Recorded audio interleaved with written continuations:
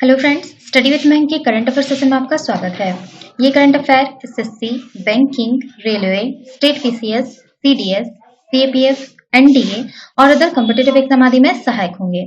आज की डेट है 2 मई 2022। तो चलिए आज का करंट अफेयर शुरू करते हैं। आज का पहला प्रश्न है, संस्कृति और पर्यटन मंत्रालय ने संग्रहालय अनुदान योजना के एक हिस्से के रूप में संग्रहालयों के उन्नयन की योजना के तहत कौन से राज्य में 5 करोड़ रुपए की लागत वाली एक परियोजना हेतु 3.75 करोड़ रुपए का अनुदान जारी किया है? Option A Bihar, option B Jharkhand, option C Assam, option D Andhra Pradesh. देखिए, संस्कृति और पर्यटन मंत्रालय ने संग्रहालय अनुदान योजना के एक हिस्से के रूप में संग्रहालयों के उन्नयन की योजना के तहत आंध्र प्रदेश के एलुरु शहर में 5 करोड़ रुपए की लागत वाली एक परियोजना हेतु 3.75 करोड़ रुपए का अनुदान जारी किया है। संग्रहालय अनुदान योजना वर्ष 2013 में शुरू की गई थी। संस्कृति मंत्रालय नए संग्रहालयों की स्थापना के लिए राज्य सरकारों और सोसाइटी अधिनियम 1860 के अंतर्गत पंजीकृत समितियों, स्वायत्त निकायों, स्थानीय निकायों तथा ट्रस्ट्स को वित्तीय सहायता प्रदान करता है। इसका उद्देश्य क्षेत्रीय, राज्य और जिला स्तर पर मौजूदा संग्रहालयों के सुदृढ़ीकरण और आधुनिकीकरण को प्रोत्साहित करना है। इस योजना का उद्देश्य प्रत्येक वर्ष राज्य की राजधानी में कम से कम एक केंद्रीय राज्य संग्रहालय विकसित करना है। तो इसका जो सही आंसर होगा वो होगा आपका ऑप्शन डी, आंध्र प्रदेश। चलिए नेक्स्ट क्वेश्चन पे चलते हैं। क्वेश्चन नंबर सेकंड है, हाल ही में किसके द्वारा विज्ञान भवन नई दिल्ली में अभिनव कृषि पर एक राष्ट्रीय स्तर की कार्यशाला का आयोजन किया गया? Option A NITI Aayog, option B राष्ट्रीय मानवाधिकार आयोग, ऑप्शन सी महिला आयोग, ऑप्शन डी केंद्रीय सूचना आयोग। देखिए, हाल ही में नीति आयोग द्वारा विज्ञान भवन नई दिल्ली में अभिनव कृषि पर एक राष्ट्रीय स्तर की कार्यशाला का आयोजन किया गया। इस कार्यशाला का उद्देश्य भारत में प्राकृतिक खेती को बढ़ावा देने हेतु राष्ट्रीय शोधकर्ताओं, वैज्ञानिकों और नीति निर्माताओं की क्षमता निर्माण में सहायता के लिए कार्यशाला में भाग लेने वाले सभी अंतर्राष्ट्रीय विशेषज्ञों के अनुसंधान, अनुभव, ज्ञान व विशेषज्ञता का उपयोग करना है। विभिन्न राज्य सरकारों, केंद्रीय मंत्रालयों, किसानों, उद्योग, अनुसंधान एवं शैक्षणिक संस्थानों, गैर सरकारी संगठनों, कृषि व संबंध क्षेत्रों के अंतर्राष्ट्रीय तथा राष्ट्रीय संगठनों के प्रतिनिधियों और ऑस्ट्रेलिया, फ्रांस एवं जर्मनी के अंतर्राष्ट्रीय प्रतिनिधियों के 1250 से अधिक प्रतिभागी इस कार्यशाला में शामिल हुए। 1 जनवरी 2015 को योजना आयोग के स्थान पर केंद्रीय मंत्रिमंडल के एक संकल्प पर नीति आयोग का गठन किया गया था। इसमें सरकारी संघवाद की भावना को केंद्र में रखते हुए अधिकतम शासन, न्यूनतम सरकार के दृष्टिकोण की परिकल्पना को स्थान दिया गया। तो इसका जो सही आंसर होगा वो होगा आपका ऑप्शन ए, नीति आयोग। चलिए नेक्स्ट क्वेश्चन पे चलते हैं। क्वेश्चन नंबर थर्ड है, किस राज्य के सांबा जिला प्रधानमंत्री जन आरोग्य योजना के तहत 100% परिवारों को शामिल करने वाला देश का पहला जिला बन गया है? Option A Uttarakhand, option B Jammu Kashmir, option C Himachal Pradesh, option D Tamil Nadu. देखिए, केंद्र शासित प्रदेश जम्मू कश्मीर में जम्मू संभाग का सांबा जिला प्रधानमंत्री जन आरोग्य योजना के तहत 100% परिवारों को शामिल करने वाला देश का पहला जिला बन गया है। सांबा जिले में 11 अप्रैल से 21 अप्रैल तक राज्य स्वास्थ्य एजेंसी के विशेष पंजीकरण अभियान के बाद ये उपलब्धि हासिल हुई। सांबा जिले में कुल 62,641 परिवार आयुष्मान भारत प्रधानमंत्री जन आरोग्य योजना गोल्डन कार्ड के लिए पात्र हैं। इस कार्ड पर सभी सरकारी और सूचीबद्ध निजी अस्पतालों में 5 लाख रुपए तक का उपचार निःशुल्क कराया जा सकता है। प्रधानमंत्री जन आरोग्य योजना विश्व की सबसे बड़ी स्वास्थ्य बीमा योजना है जो पूरी तरह से केंद्र सरकार द्वारा वित्त पोषित है। इसके तहत प्रत्येक लाभार्थी परिवार को सार्वजनिक व निजी सूचीबद्ध अस्पतालों में माध्यमिक या तथा तृतीयक स्वास्थ्य उपचार के लिए प्रति वर्ष 5 लाख रुपए का बीमा कवर प्रदान किया जाता है। तो इसका जो सही आंसर होगा वो होगा आपका ऑप्शन बी, जम्मू कश्मीर। चलिए नेक्स्ट क्वेश्चन पे चलते हैं। क्वेश्चन नंबर 4 है, केंद्र कौन से राज्य सरकार के अनुरोध पर राज्य में अनुसूचित जनजातियों की सूची में हट्टी समुदाय को शामिल करने का विचार कर रहा है? Option A Uttarakhand, option B Jammu Kashmir, option C Himachal Pradesh, option D Tamil Nadu. देखिए, केंद्र हिमाचल प्रदेश सरकार के अनुरोध पर राज्य में अनुसूचित जनजातियों की सूची में हट्टी समुदाय को शामिल करने पर विचार कर रहा है। यह समुदाय 1967 से इस अधिकार की मांग कर रहा है, जब उत्तराखंड के जौनसार बाबर इलाके, जिसकी सीमा सिरमौर जिले से लगती है, में रहने वाले लोगों को आदिवासी का दर्जा प्रदान किया गया था। आदिवासी दर्जे की इनकी इस मांग को वर्षों से विभिन्न महाखुबुलियों में पारित प्रस्तावों के कारण बल मिला है। हट्टी एक घनिष्ठ समुदाय है जिसे कस्बों में हाट नामक छोटे बाजारों में घरेलू सब्जियां, फसल, मांस और ऊन आदि बेचने की परंपरा से यह नाम मिला है। हट्टी समुदाय में पुरुष आमतौर पर समारोह के दौरान एक विशेष सफेद टोपी पहनते हैं। यह समुदाय सिरमौर से गिरी एवं टोंस नामक दो नदियों द्वारा विभाजित हो जाता है। तो इसका जो सही आंसर होगा वो होगा आपका ऑप्शन सी, हिमाचल प्रदेश। चलिए नेक्स्ट क्वेश्चन पे चलते हैं। क्वेश्चन नंबर 5 है, कौन से मंत्रालय ने एमएसएमई सस्टेनेबल प्रमाणन योजना शुरू की है? ऑप्शन ए गृह मंत्रालय, ऑप्शन बी वाणिज्य एवं उद्योग मंत्रालय, ऑप्शन सी सूक्ष्म लघु और मध्यम उद्यम मंत्रालय, ऑप्शन डी उपभोक्ता कार्य, खाद्य एवं सार्वजनिक वितरण मंत्रालय। देखिए, सूक्ष्म लघु और मध्यम उद्यम मंत्रालय ने एमएसएमई सस्टेनेबल योजना प्रमाणन योजना शुरू की है। ये योजना एमएसएमई को जड़ विधियों और जड़ प्रमाणन को अपनाने में सक्षम बनाने और सुविधा प्रदान करने के साथ उन्हें एमएसएमई चैंपियन बनने के लिए प्रेरित तथा प्रोत्साहित करती है। जड़ शपथ लेने और पंजीकरण करने के बाद एमएसएमई सस्टेनेबल प्रमाणन 3 स्तरों में प्रमाण पत्र प्राप्त किया जा सकता है। इसमें पहला ब्रॉन्ज, दूसरा सिल्वर और तीसरा गोल्ड में है। जड़ शपथ लेने के बाद एमएसएमई किसी भी प्रमाणन स्तर के लिए आवेदन कर सकता है यदि उसे लगता है कि वो प्रत्येक स्तर में आवश्यक शर्तों को पूरा करता है।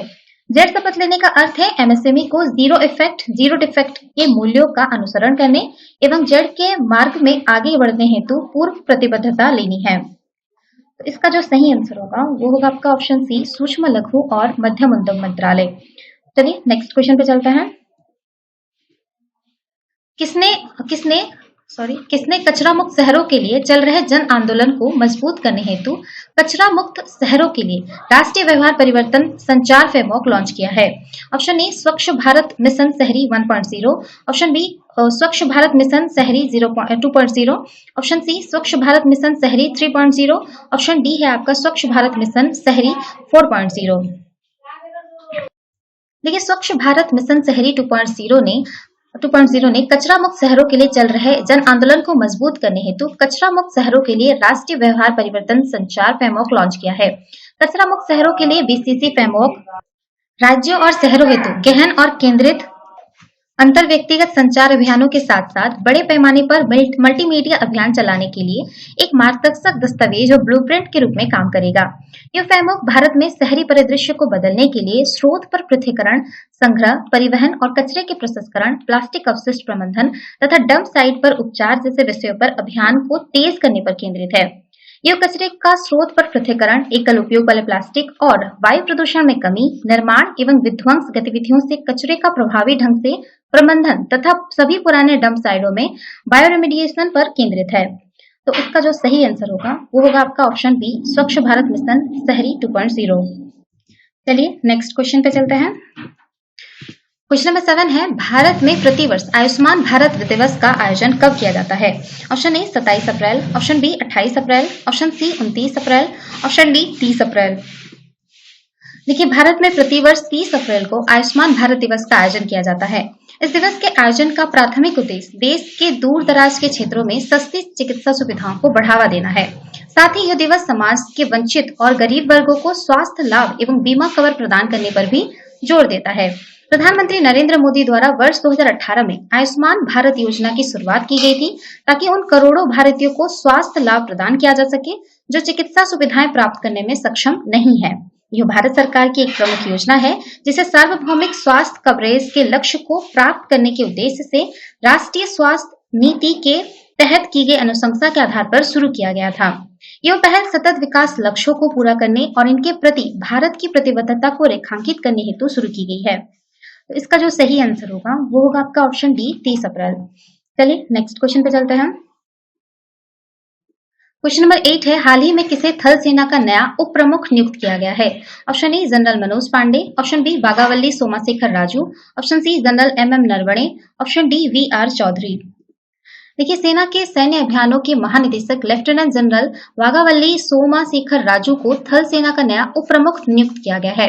लेफ्टिनेंट जनरल वागावल्ली सोमाशेखर राजू 1 मई को उप सेनाध्यक्ष के रूप में कार्यभार संभालेंगे। यह एक दुर्लभ उदाहरण है जहां एक 3 स्टार अधिकारी सेना कमांडर के रूप में कार्यकाल पूरा करने से पहले ही वाइस चीफ का पदभार ग्रहण करेगा। सैनिक स्कूल बीजापुर और राष्ट्रीय रक्षा अकादमी के पूर्व छात्र सोमाशेखर राजू को 15 दिसंबर को जाट रेजिमेंट में कमीशन दिया गया था। जम्मू कश्मीर में ऑपरेशन पराक्रम के दौरान उन्होंने अपनी बटालियन की कमान संभाली। उन्हें नियंत्रण रेखा के साथ उरी ब्रिगेड एक काउंटर इमरजेंसी फोर्स और कश्मीर घाटी में चिनार कॉर्प्स की कमान संभालने का गौरव भी प्राप्त है।